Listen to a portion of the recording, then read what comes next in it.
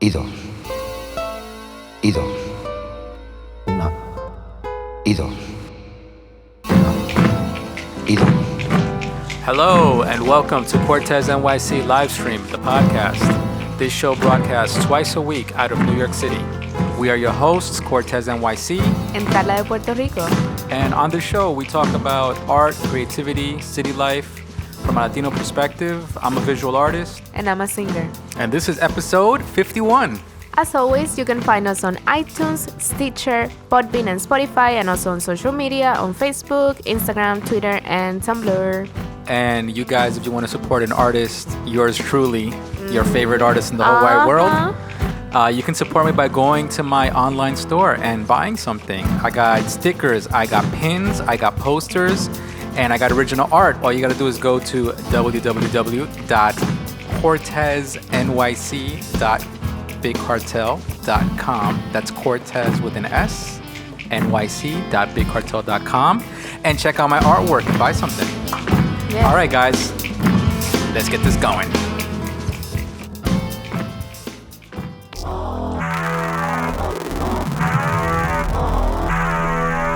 I feel like I've been waiting my whole life for this episode. Why? The horror episode. Oh no, I hate it. Oh no. I know, I don't like to be scared. Then I have nightmares. You know, the funny thing is, I always liked horror movies growing up. I always liked all that stuff growing up. I never really considered myself a horror artist. Even though I do skulls and stuff like that in my pieces, but I never associated it with horror. And I think whenever I made my skulls or things look too horrific, I tried to pull back a little bit because that's not my intention. My intention is not to make it a horror image. Yeah. My intention is different. It's symbolic with the skulls. It's not to scare you or to make you feel disgusted. So I never considered myself a horror artist, but I am most definitely a horror fan. Even though my fan for horror and scary movies has kind of faded away in the past, I don't know, past 15 years, I think. It's kind of faded away. I think what is making my love for horror movies fade away is all the CGI. Yeah. All the computer-generated stuff. It's just making it too fake. Yeah, and the stories now are not really that deep either. No. They're just like, get scared, get scared. Or be disgusted, like. Or be disgusted. But not disgust. See, back in the day, they would make you feel disgusted because they would create puppets and do things that would, and the sound effects, and they would like do things that made it like you just felt that it was more real, like hands-on, even though you knew it was fake, but it just felt more like you can touch it and you know, it was tangible. So it made it more disgusting. And so then you really felt weird inside. You felt like you were going to throw up. Like you were like, oh, this is pretty gross. Yeah. Even if it was fake. Yeah. But now, because it's all so clean and perfect, and like a lot of it is a lot of CGI or a lot of fake stuff that just is done badly, mixed with a lot of CGI, it just feels more like oh, look how well they did that. It's really well done. Exactly. It's really clean. It's very really clean. Beautiful, actually. Beautiful, bloody scene. Yeah. But for me, I was always scared of scary movies. I was not a fan. Even I used to go to scary movies with my friends just to be with my eyes closed. Or another thing that I used to do. Just to be with my eyes closed. It's like if I will go on dates, I'll make sure that it's like a scary movie to be like, oh my God, I'm so scared. And you know. Oh my God. Really? Yeah. Really? But and then now I see the movies that I used to be scared of when I was younger, and I'm like, wow, that's nothing.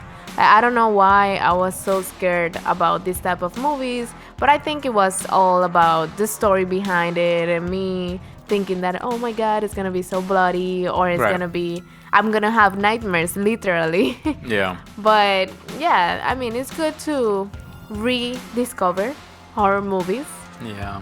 And horror everything. So, horror themes. So for this art talk, I wanted to talk about horror and art And I figured the best thing that I could do, because I don't really have a story behind me, like let's say I'm a horror artist. The best thing I could do is talk about some of my favorite artists in horror that are horror artists, right?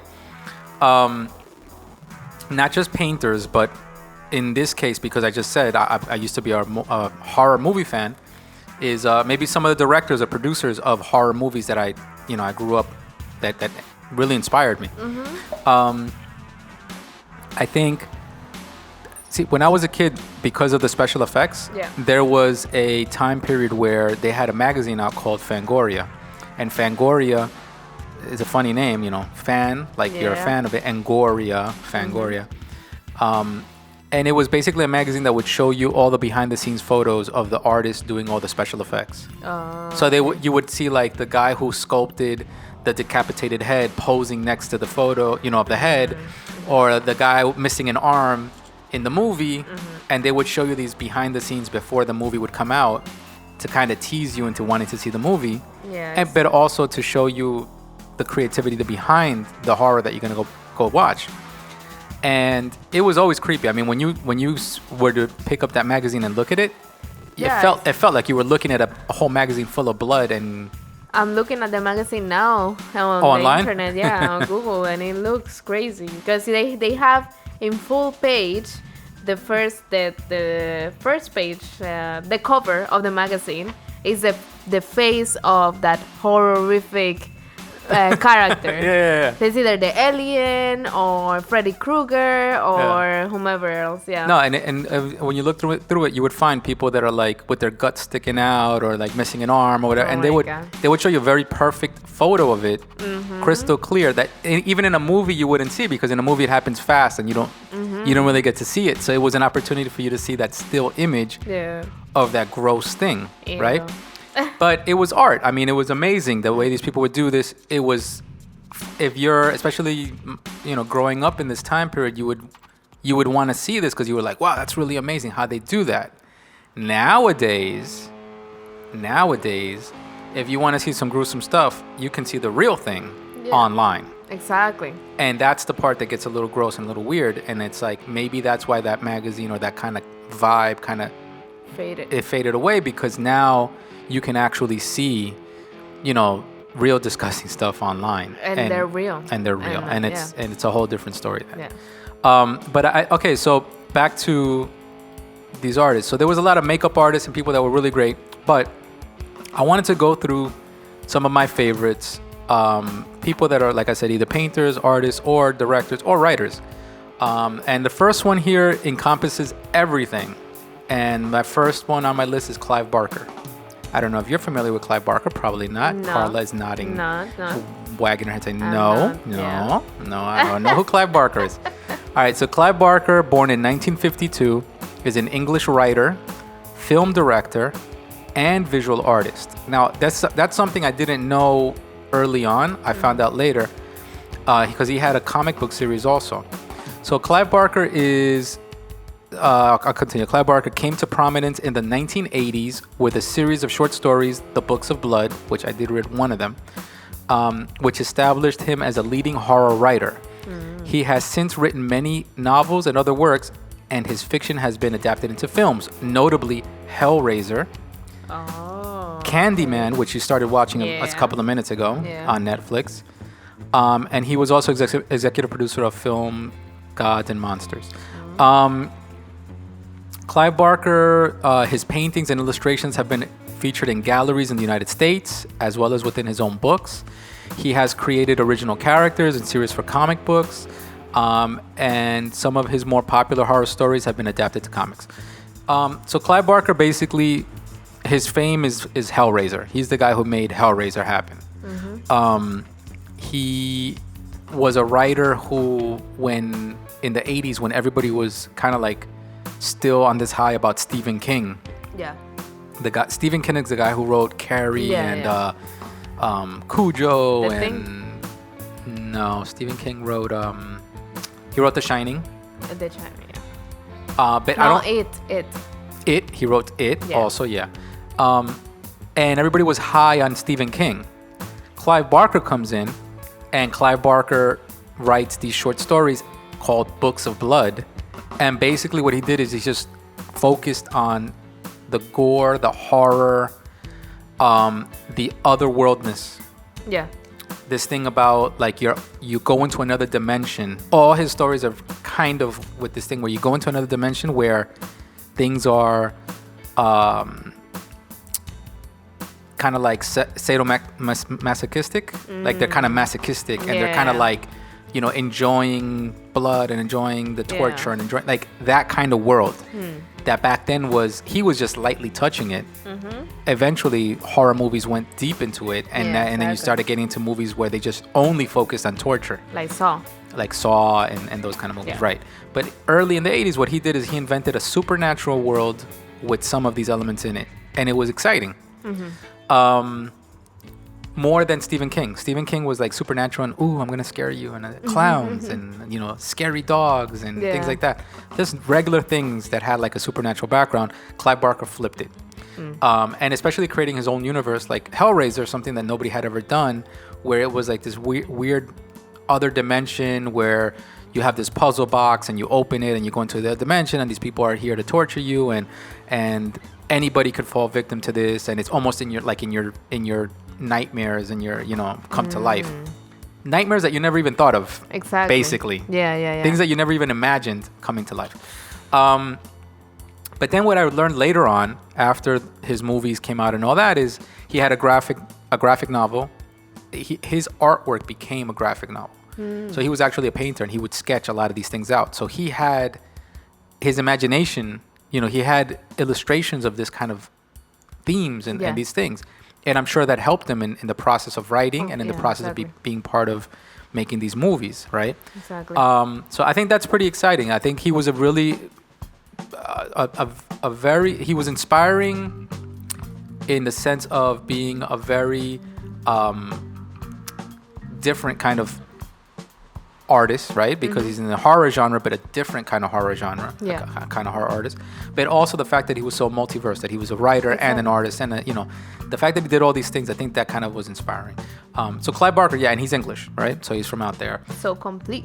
Yeah, complete artist. I think he definitely personifies a lot of things that I would say I admire about artists if they can do all these things. Yeah. So the next person on my list is H.R. Geiger, which Carla, do you know who H.R. Geiger is? No idea. I have no idea. Carla moves her head and says she does not know. Enlighten me. So H.R. Geiger was a Swiss painter, best known for airbrush images of humans and machines linked together in a cold biomechanical relationship. So he liked to do things where he would mix humans and machines in what they call biomechanical kind of thing. Later, he abandoned his airbrush work for pastels, markers, and ink. He was part of the special effects team that won an Academy Award for the design work for the film Alien. Wow. In Switzerland, there are 2 theme bars that reflect his interior designs, and his work is a permanent display at the H.R. Geiger Museum. His style has been adapted to many forms of media, including record album covers, furniture, tattoos, etc. So his big claim to fame was Alien. The first Alien movie. Later on, they took his designs and continued to go with the rest of the sequels, and the movie industry adapted his style, his design, and turned it into like, they ran with it basically, But the original was his invention. Yeah. And you see it. I mean, if you see his paintings, you see that that's where Alien came from, and those were his original paintings. Yeah, those paintings, they look amazing. Yeah. They look out of this world, and yeah. So cool. I mean, H.R. Geiger, I would say, I was a kid. I think Alien came out in 70 something. I was a very young kid when I went to see it, and I saw it in the theaters, and I shouldn't have probably. No. But it was very inspiring when I first saw it. It was a real horror movie. It was scary. It was thrilling. It was new. It was shocking. Back then, it was like, back then there was the generation of Jaws, the movie Jaws. Yeah. Where a shark would come after you in the water and it would terrify you and something was hunting you, right? So they took it and they turned it into, well, what if an alien was doing that in outer space? Until then, in outer space, they never had that. people were so focused on the science fiction of going to outer space that they never thought about scaring you in outer space. Exactly. And they always focused on like the cowboy in outer space shooting and the good guys and the bad guys. And they never said, well, what if it was just an alien hunting you, an animal hunting you? And I think they brought it to life really well. And after that movie came out and after years passed is when I learned about the artist behind the alien. And I even had the toy when it first came out. And I remember my mother saying that I used to run around the house with that toy. I never let that toy go. That toy was my favorite little toy. Because it was so, back then, I look at the toy now and it looks ridiculous. It had no details compared to what they do now. But for me back then, that toy had a lot of detail. And it was unique. It was unique, and the top of the head glowed in the dark, and it was amazing. It was an amazing thing. But later on, I learned about the artist. When I was older, I was a teenager. I learned about that he was an actual painter, and I looked him up, and I found books on him and everything. And I started learning that he was an airbrush artist and all that, and I was like blown away, And then when they talked about this concept of the biomechanical.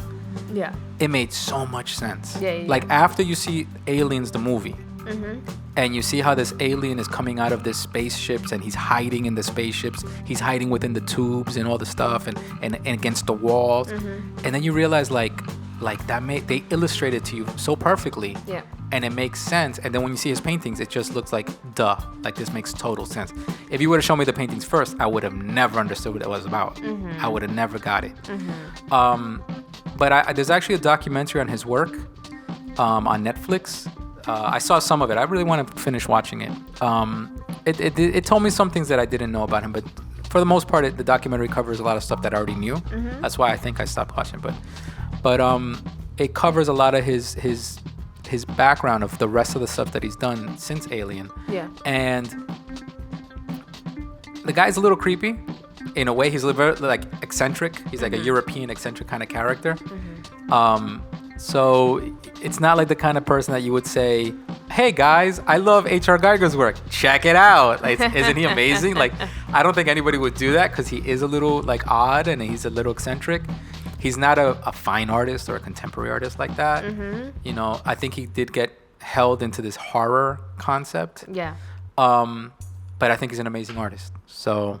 That was genius to create a character that will continue to be iconic forever. And that other people would take your design of an alien and say, from now on, aliens have to be this way. Or more. Oh, exactly. Or more than that. Yeah. You have to flip it. Yeah.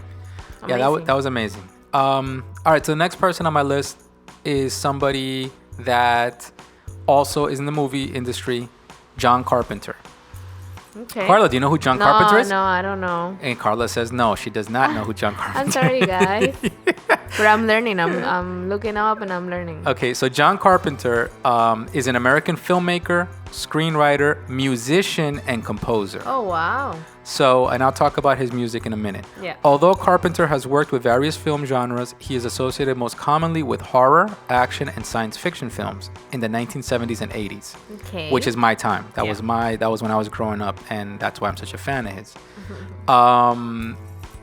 Most films in Carpenter's career were initially commercial and critical failures, with the notable exceptions of, and because he was a director of movies that were like kind of like B or C level movies. They weren't like top movies, but, and this is why he's relevant right now, still relevant. Notable exceptions of Halloween, the original Halloween, 1978. The Fog, which is another amazing movie that I grew up on in 1980. The Fog, that's a great movie. And they remade it and it was okay, but the original's still the best. Okay. Escape from New York, another one of my favorites from 1981, Escape from New York. Starman, I'm not a fan of.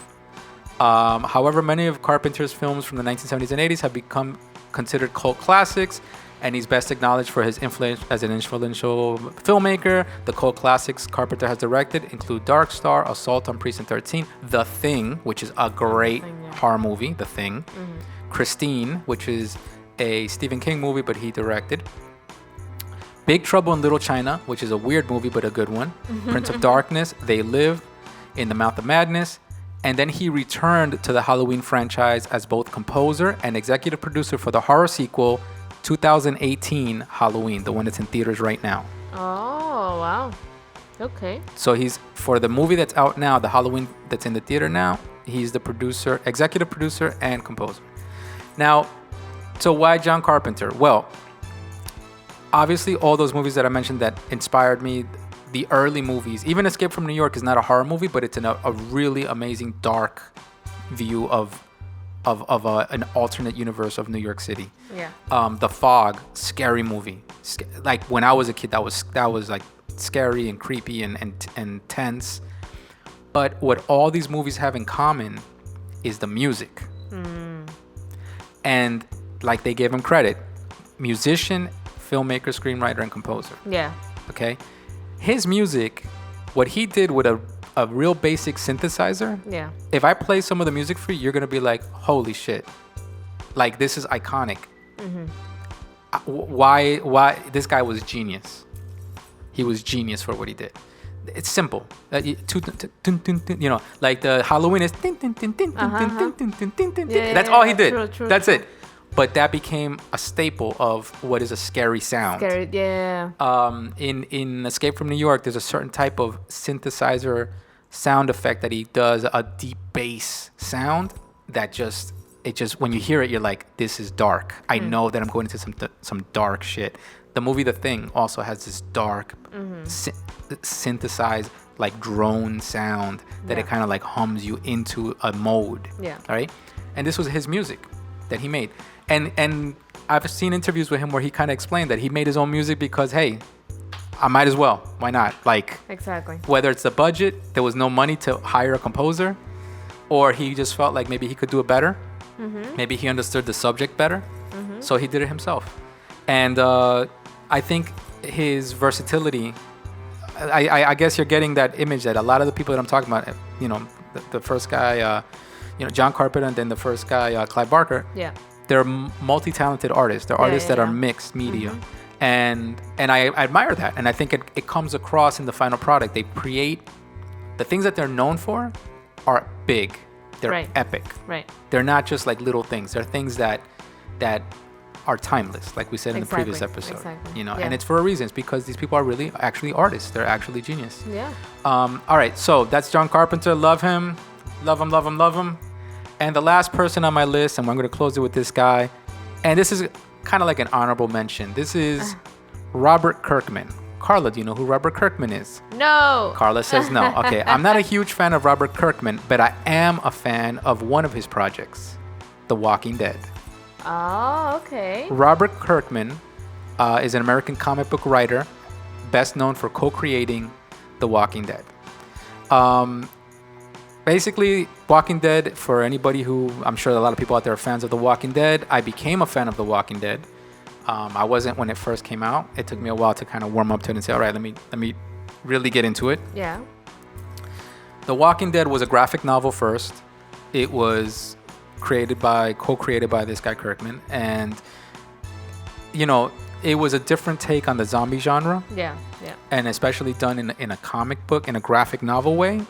It was interesting, I guess, because he gave the people personalities and a story, and he kind of like created a society existing in the zombie world. Apocalypse society. Yeah, and to do that in a comic book was challenging. And he did it successfully, and he got a lot of fans, right? But then when they turned it into a TV series and they made it, really thrilling to kind of go episode to episode to episode and adapting all his stories from the comic book into the show, I think that's what made it really iconic. Now, I don't know what else this guy's going to do in the future, but he gets an honorable mention for doing this one big thing that affected, I think, a decade, right? And it affected, still, it's still a thing. People still watch The Walking Dead and still look forward to new episodes, new seasons. Yeah. So I don't know exactly. I don't know what else he's gonna be able to do after having the stamp of doing this one thing. Yeah, but at least he did it, and it's part of pop culture, and he can say, hey, I invented that thing that you all are going so crazy about. Yeah. And The Walking Dead, inspired imitation and all that. So yeah, a lot of other shows. Kudos to him. Kudos to all you artists out there. Happy Halloween. Estás haciendo todo igual, no tiene ningún color el paso que hace. Separa menos tiempo.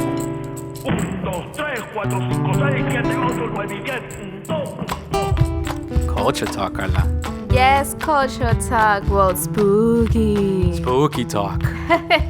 Well, on this culture talk, I wanted to go through a list of Spanish horror movies. Ooh, I like that.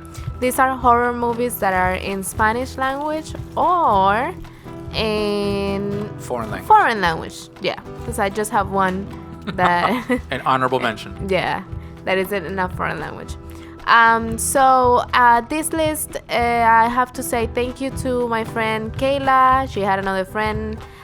His name is Gabo, and he's really into movies.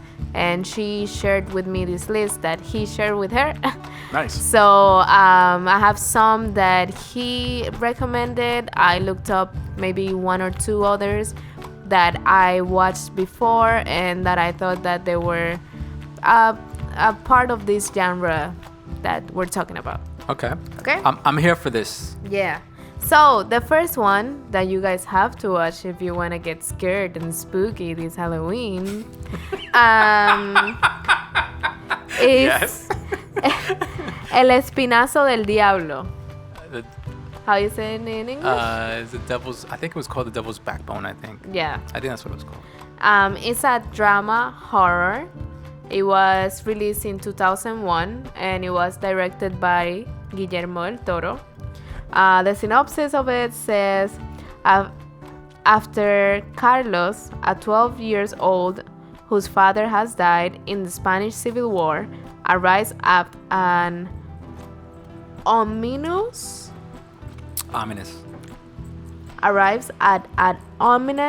boys' orphanage, he discovers the school is haunted and has many dark secrets that he must uncover. That little summary brings it into my head again. Now I remember it. Yeah, it's a good one. Yeah? It's a good one. Yeah. I have to watch it. You haven't seen it? Never seen it. It's a good one. I don't know if it's scary. Yeah. Like it's like a little more fantasy scary. That's what I was going to say. A lot of these movies, because I feel like this genre is not that that people in the Spanish language, they don't really watch this genre. So a lot of these movies are either more drama or fantasy than what is horror. Right. But because it's seen as something out of the ordinary, it's taken as horror or right. It's scary because it doesn't follow the formula of a regular drama or a telenovela or a comedy. Well, okay. So this movie, there is supernatural element. Yeah. It goes along with like the whole like ghost stories and that kind of thing and spirits and yeah. So it's in that world. Yeah. It's just that at this point in modern film, yeah, spirits and ghosts don't necessarily equal horror. Yeah. They don't even equal a scary movie sometimes. Now you have happy ghosts. You know what I mean? Like you have like romantic stories with ghosts. So, yeah, it's true. So that's why like ghosts alone don't equal horror. But the movie's a little, it's got some scares and stuff. Yeah. Okay, so I will watch movie, and I'll let you guys know what I think. All right. So the next one is Veronica. It was released in 2017. It's described as a supernatural horror drama. It was directed by Paco Plaza. And it says that it was loosely based on true events from 1991, Vallecas case where Stefania Gutierrez Lázaro died mysteriously after she used a Ouija board.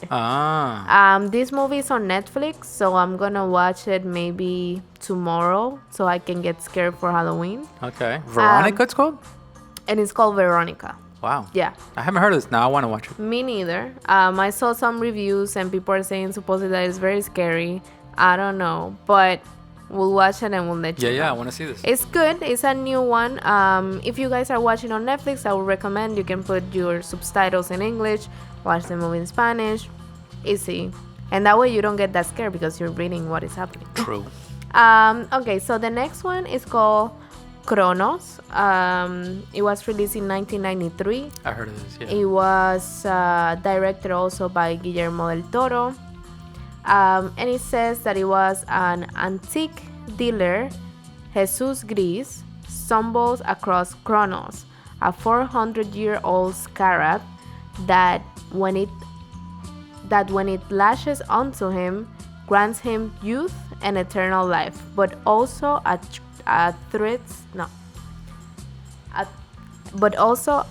thirst for blood. Oh.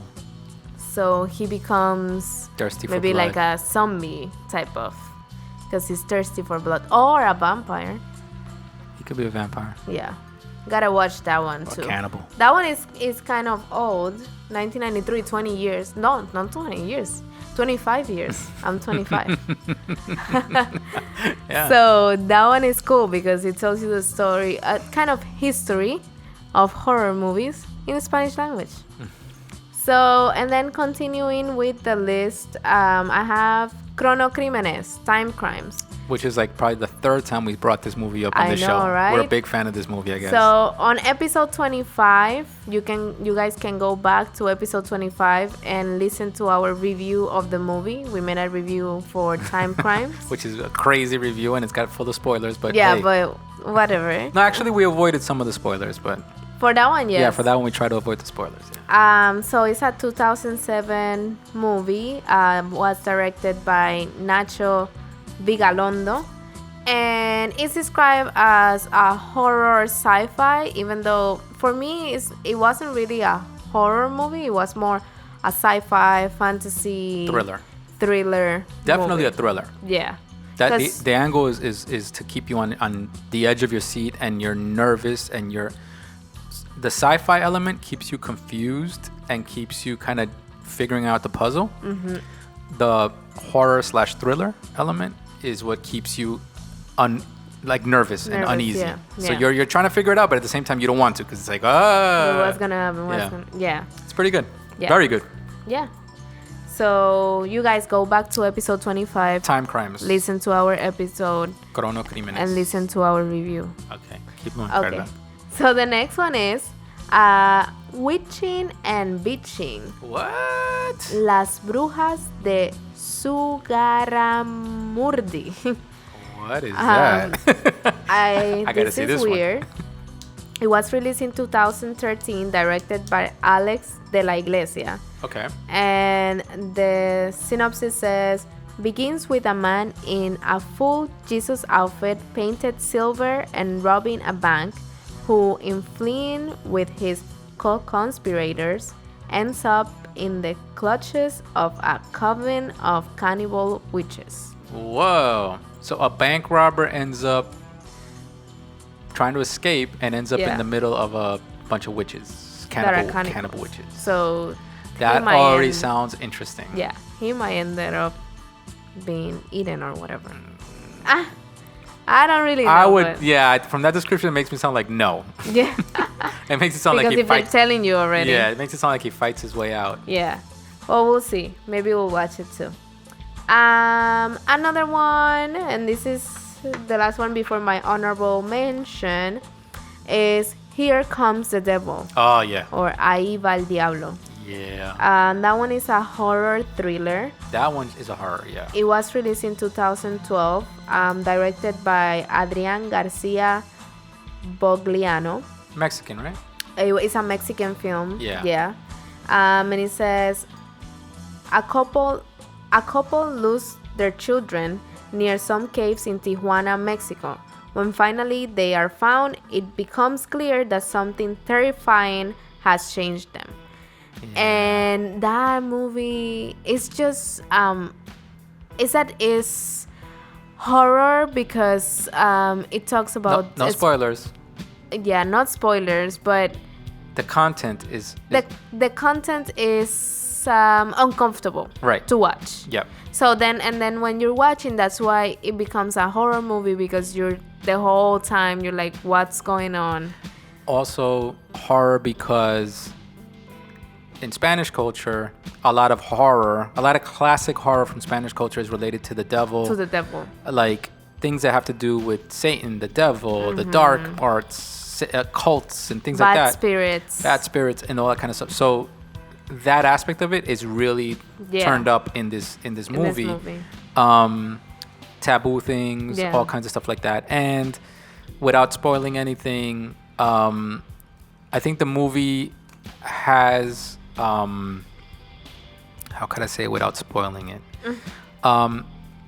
I guess I'll say it like this. Let's change it. So it's directed in a way that leads the story along and reveals things slowly in an uncomfortable way, that when you start to realize what's happening and you start to guess what's happening, even though you already figure it out quickly, you're just seeing this uncomfortable thing progress and keep going, and then you're like, really? And when is it gonna stop? When is it gonna stop? Yeah, like can it just stop this movie already? Like this is bad. Yeah. And it I guess it doesn't leave you with any, without spoiling anything, leaves you with no hard, like at the end, it's not like Jason or Freddy is coming to kill you and then you kill him. Exactly. Like there's no like bad guy and then you kill the bad guy. No. It's kind of left like, this is life. Exactly. Then just like, and this happened. And this happened. And that's it. And next movie. Move on to whatever you're gonna do in your life. Yeah, that's a good one. It leaves you uncomfortable. It's a good one. So the last one that I have on my list is High Tension, which is not a Spanish movie. It's a French movie. It's a horror thriller. I nominate that one, and I've been telling my sons, they've been always asking me, Dad, what's a good horror movie? Dad, but what's the scariest movie you've ever seen? Dad, what's the scary? And they want to keep asking me what, and they ask me about Freddy, they ask me about Halloween, they ask me about Friday the 13th, they ask me about Jason and all this shit. And I'm like, those movies aren't even scary anymore. Like, that's not even scary. And they keep asking me, well, what about Hellraiser? And I'm like, yeah, Hellraiser's not really scary, though. It's just gross. Right. So High Tension. High Tension is my nomination, and I keep telling them that when they're old enough or they're ready. Yes. That one is the one. That's everybody. the one. High Tension is the one that I nominate as best horror. Surprisingly, when I looked it up online, people weren't... The reviews that it was having, it wasn't that good. Really? But I still think that is a great horror movie because it makes up the bloody elements of a horror movie, and then the thriller, and then everything that happens. I'm not gonna tell you a lot of it because I want you guys to see it, and then maybe you guys can comment on what do you think about the movie and what do you think about the ending of the movie, which is the most uncomfortable part of all of it. Yeah. But it was released in 2003, and it was directed by Alexander Aja. Basically, two friends, they go to the family house of one of them in the countryside of France. And then when they get there, things get crazy. And the parents of the friend get killed, and then that's how things progress. Yeah. It's just I've never seen a movie like that until you showed it to me. Yeah. And and you're still shocked. And I'm still shocked. Even though I know what happened in the movie, I can watch it again and still feel like, oh my god, I cannot believe it. High Tension, I think it's a movie. Well, I heard about it first, like through reviews and all that. They were like, yeah, High Tension, this French movie, you gotta see it. It's, it's a shocking movie, whatever. And I was like, okay, I'll see it. Mm-hmm. And it's not a movie that when I was a kid, I would have been like, oh, great horror movie. Mm-hmm. For sure. I would have been like, what is this? But I wouldn't have imagined it as a great horror movie. But I think as an adult, I can see that I've seen that movie, I think 3 times. Mm-hmm. And I can watch it again.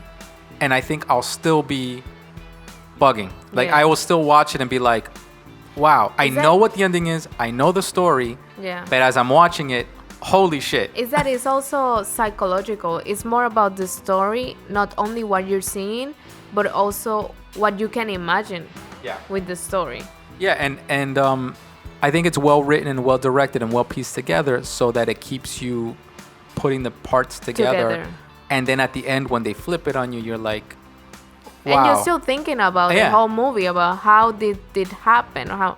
And that's why it's a psychological thriller horror. And And for you guys that like your blood, your gore, or your violence and all, it's loaded with violence. Exactly. It's loaded with blood. So it's got all those things in it, but it's well written and well directed. So that's another good one, High Tension. Yeah. So go watch your horror movies, Spanish and foreign languages. You wanted me to teach you, right? This is street reality. Hablando español, Carla. I hope you have some words for me. Yes, I have some words for you. How do you say horror? Seriously? Yes. Horror or horror? Yes. Horror. Okay, let's stick on this. Horror is horror. Horror. How do you say gore? Is there a word for gore? There should be. I don't know it. I don't know it. How do you say bloody? I had that one on my list. Why are you taking my words? It's around the same thing. Sangriento. Sangriento, no sangriente. No, sangriento. Sangriento is bloody. But so then gore, how do you say gore? So here it says that gore is sangre No. o poner sangre. Wow. La sangre, dice. I'm not sure. What about gory? Because gore can be Dice la sangre derramada. la sangre demarrada. Okay. All right, I think I get where the word's coming from, gore and gory. Okay. Go ahead. What are the words you got for me? And gory is sangriento. Sangriento. So it's almost the same as bloody. So graphically bloody. So how do you say ghost?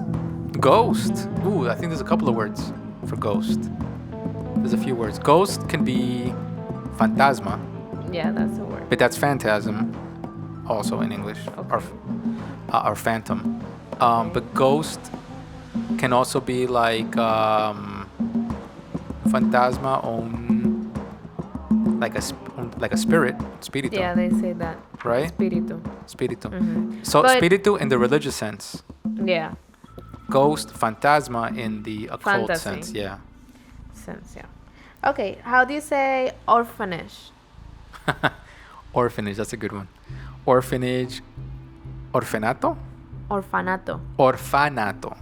Orfanato. Okay. Orfanato, orphanage. How do you say witch? Which is bruja. Yes. But I think there's another word. No. No? Okay. I mean, not that I know of. Okay, so which is bruja? How do you say nightmares? Ooh, nightmares. That's a good one because it sounds nothing like nightmare. Exactly. I love words like this. So nightmare is pesadilla. Yes. Not pesadilla. It's just pesadilla. Pesadilla. If it nightmares is pesadillas, but Yeah, no, pesadilla, pesadilla. Okay. how do you say torture? Torture is like Shakira, la tortura. Yes. Tortura. And how do you say, this is the last one I have. How do you say psychological? Psychological is psicológico. Yes. Psicológico. Yes, you're right. I got it. How do you say thriller? Thriller is suspenso. Película de suspenso is thriller. Okay. How do you say Halloween? Well, they say They who? no. Who's It they? said Dia de las Brujas. Dia de las Brujas? How do you say in Spanish? Yeah. Dia de las Brujas. Day of the Witch. Yeah. Dia Okay. de las Brujas. On Halloween, you go trick or treating. Is there a word that you guys use for trick or treat, or is it just trick or treat? Trick or treat. Trick or treat. Trick or tree. Ir a pedir dulce. Okay. What about costumes? How do you say costume? Disfraces. That's a good one. Disfraces. Disfrazarse. Que es diferente de vestuario. Because you can use costumes in English to say like Costumes. costumes. To say like the costumes that they use, let's say if they're doing a play. Oh, okay. So how do you say that? Vestuario. Okay. Versus when you're dressing up for Halloween, would be disfrazarse. Disfraces. There's a difference. Yeah. Because when is a costume, like you say, a costume, an outfit, like an outfit, like a uniform. Is a vestuario. Right, like a character's costume. Yes. Versus a disguise. Mm-hmm. A disguise is a disfraz. A disfraz. Mm-hmm. Skeleton. Esqueleto. Pumpkin. A jack-o'-lantern. Yeah, that I don't know. I mean, I know what is a pumpkin. What's Una a pumpkin? calabaza. A calabaza. Okay. But I don't know. I don't think there's a word for it. How to call it when they're light up. A jack-o'-lantern? Yeah, I don't know. Calabaza encendida. Calabaza prendida. Vampire. Vampiro. Vampiro. Werewolf. That one, they play around there. Hombre lobo. Yeah, exactly. Man-wolf. Werewolf is man-wolf. Hombre lobo. And what about mummy? Momia. Very good. All right, guys. Happy Halloween.